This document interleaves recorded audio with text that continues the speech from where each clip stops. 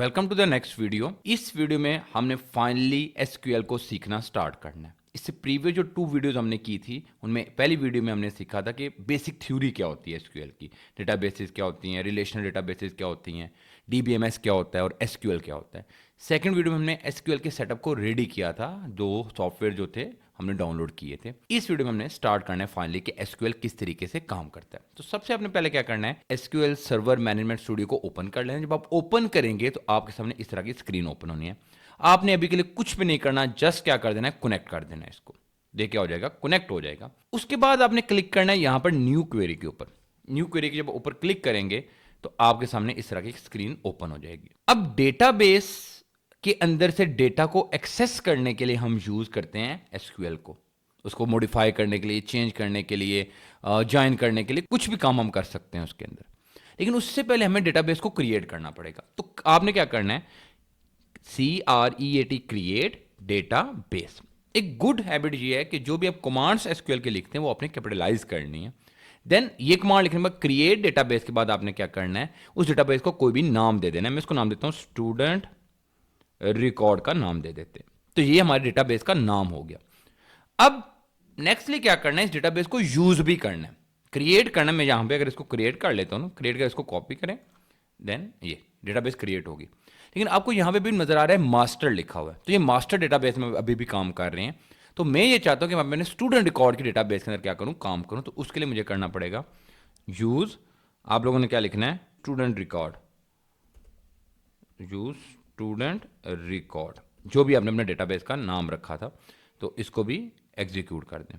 तो अब आप देखेंगे आपको नजर आ रहा है स्टूडेंट रिकॉर्ड। पहले से पहले क्या था, इससे पहले आप यूज कर रहे थे मास्टर डेटाबेस को, अब आप यूज कर रहे हैं स्टूडेंट रिकॉर्ड को। अब नेक्स्ट अब क्या करेंगे, अब डेटाबेस तो बन गई, डेटाबेस का नाम भी डिसाइड हो गया कि स्टूडेंट रिकॉर्ड।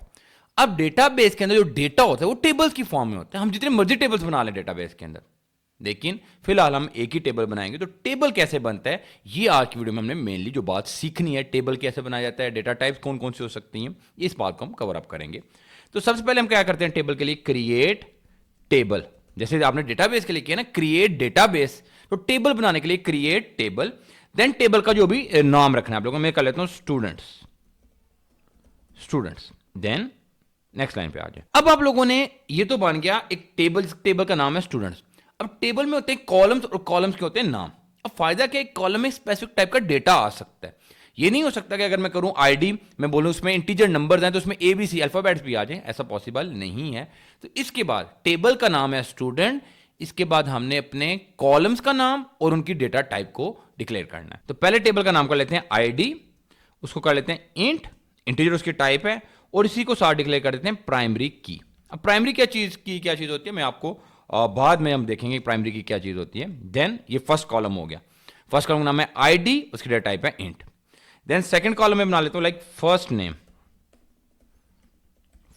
नेम, और उसको कर देते हैं वेरिएबल एंड करेक्टर टाइप और 50 का ये मतलब है कि वेरिएबल करेक्टर दोनों इसके अंदर आ सकते हैं फर्स्ट नेम के अंदर, और इसकी लेंथ कितनी हो सकती है 50 करेक्टर से ज्यादा का ये नहीं हो सकता।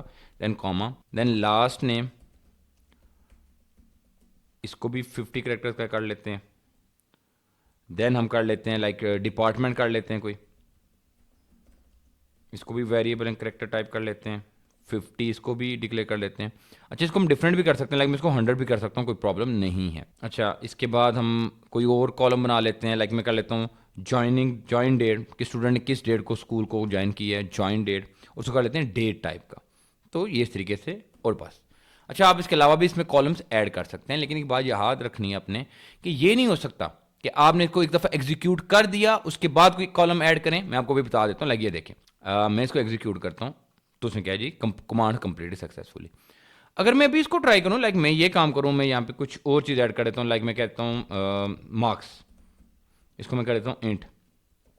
तो ये देखेंगे, अब जब मैं इसको करूँगा तो ये एक एरर जनरेट करेगा। एरर इसलिए जनरेट करेगा क्योंकि ये हमने टेबल ऑलरेडी बना हुआ है, स्टूडेंट टेबल ऑलरेडी बना, मैं इस पूरी कमांड को दोबारा रन कर रहा हूँ, तो ये अब पॉसिबल नहीं है। तो इसलिए आपने इस चीज़ का खास ध्यान रखना है कि जो जो अपने कॉलम्स डिसाइड करने हैं वो फर्स्टली कर लें, क्योंकि उसके बाद जब दोबारा एग्जीक्यूट करेंगे तो वो एरर बन सकता है, हम बाद में कॉलम्स को ऐड कर सकते हैं। तो ये टेबल बन गया। अब टेबल तो बन गया, टेबल का नाम भी डिसाइड हो गया, कॉलम्स का नाम भी डिसाइड हो गया, लेकिन अब टेबल के अंदर डेटा नहीं है फिलहाल, तो डेटा के लिए हम यूज करते हैं इंसर्ट की कमांड। इंसर्ट इनटू, किसमें इंसर्ट करना है? स्टूडेंट्स टेबल के अंदर इंसर्ट करना है। और इसके अलावा यहां पर आपने उन कॉलम्स का नाम भी लिखना है, लाइक आईडी कॉलम था, फर्स्ट नेम कॉलम था, then last name column, then department, and finally last one था ज्वाइन डेट। तो ये यहां पे नहीं भी लिखे जा सकते हैं, उससे क्या प्रॉब्लम आती है वो भी हम बाद में डिस्कस कर लेंगे। तो ये इंसर्ट इनटू इसमें करना है, और फिर क्या इंसर्ट करना है? वैल्यूज की कमांड आप लोगों ने लिख देनी है। उसके बाद अब मैं यहां पे लिखता हूं कि क्या क्या इंसर्ट करना है। लाइक मैं फर्स्ट में इंसर्ट करना चाहता हूं कि आईडी में कर देता हूं लाइक 1, देन मैं नाम लिख देता हूं लाइक अरसलान कर देता हूं मैं। ये हो गया। सॉरी, आपने ख्याल रखना है कि सिंगल कोटेशन यूज करें। देन सेकंड नेम कर देता हूं मैं रियाज। देन आपके पास इसके बाद आता है डिपार्टमेंट, मैं कर लेता हूं electrical, and finally join date कर देते हैं, कर देता हूं मैं लाइक 20/16/11/09, इस तरीके से कर लेते हैं, तो ये ज्वाइन डेट होगी। तो ये फर्स्ट एक कॉलम है, एक टेबल में फर्स्ट रो ये हो जाएगी। मैं इसको कॉपी करके चीज़ों को चेंज कर लूँगा। मैं इसको 4 to 5 टाइम क्या कर लेता हूँ, कॉपी कर लेता हूँ। अब चीज़ों को चेंज कर लेते हैं, लाइक यहाँ पे 2 कर देता हूँ, 3, 4 एंड 5 कर लेते हैं, सॉरी 5। तो ये आईडीज होगी। अब क्योंकि मैंने आईडी को प्राइमरी की हुआ है, तो अब ये आईडी सेम नहीं हो सकती, आईडीज को डिफरेंट होना जरूरी है। बाकी इस तरीके से मैं चीज़ों को चेंज कर लेता हूँ, लाइक मैं इसको कर देता हूँ अली, अहमद, बिलाल। तो अब इसके बाद आपने इसको क्या करना है? एग्जीक्यूट करना है।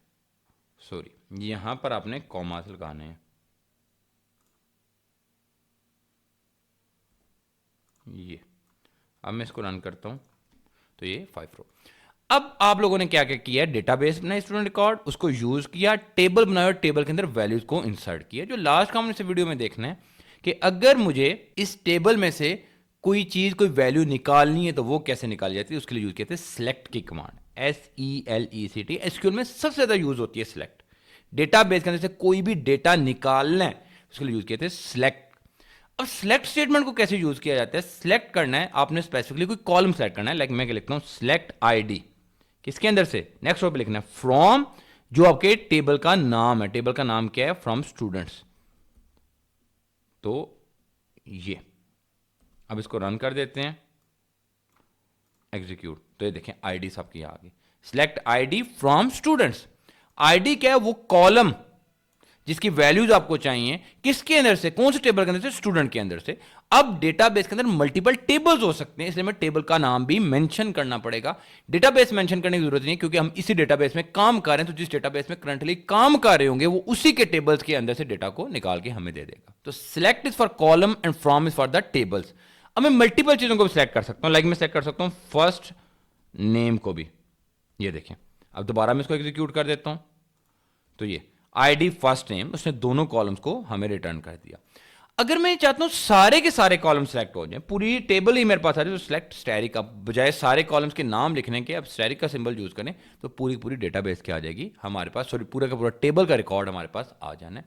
तो इस तरीके से हम सिलेक्ट कमांड को यूज करते हैं, लेकिन मोर सिलेक्ट के बारे में बाद में डिस्कस करेंगे। इस वीडियो में जो हमारा मेन फोकस था वो डेटाबेस को कैसे बनाना है, उसको यूज कैसे करना है, टेबल्स कैसे बनाने हैं, और इसके बाद टेबल में डेटा कैसे इंसर्ट किया जाता है। हम इसी डेटाबेस के अंदर एक और टेबल भी बना सकते हैं, कोई प्रॉब्लम नहीं है आपके पास। तो अगर आपको कोई भी प्रॉब्लम आ रही है इस वीडियो में तो मुझे जरूर कमेंट सेक्शन में बता सकते हैं। Thank you.